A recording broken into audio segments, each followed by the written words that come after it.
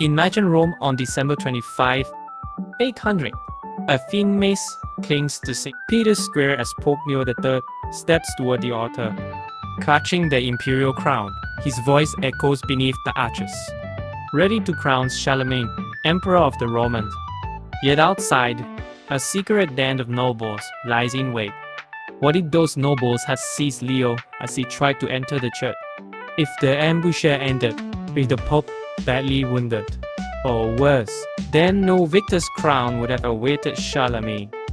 The old Roman Senate, angry and proud, would have trampled Leo's claim before it ever touched the basilica stones.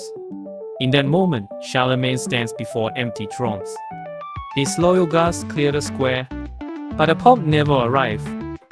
The great canopy under which King's Pole remains unfulfilled. Instead of emperor, Charlemagne remains simply King of the Franks and Patricius Romanorum.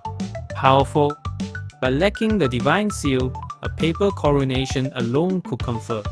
If Charlemagne never bore the title emperor, Western rulers would find no revived Roman model to claim. Byzantium in Constantinople, secure in its unbroken line from Augustus, would continue to define empire. The Eastern Court would see the Frankish realm as a distant kingdom, not a partner in resurrecting Rome. Without imperial prestige, the papacy must look east for protection.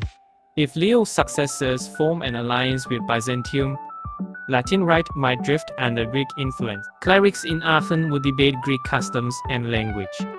Monastic reforms under Alcuin might never spread as widely, since no imperial patron drives the movement. Imagine feudal Europe rising without an emperor's unifying shadow.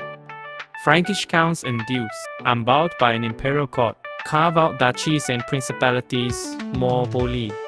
Feudal fragmentation intensifies.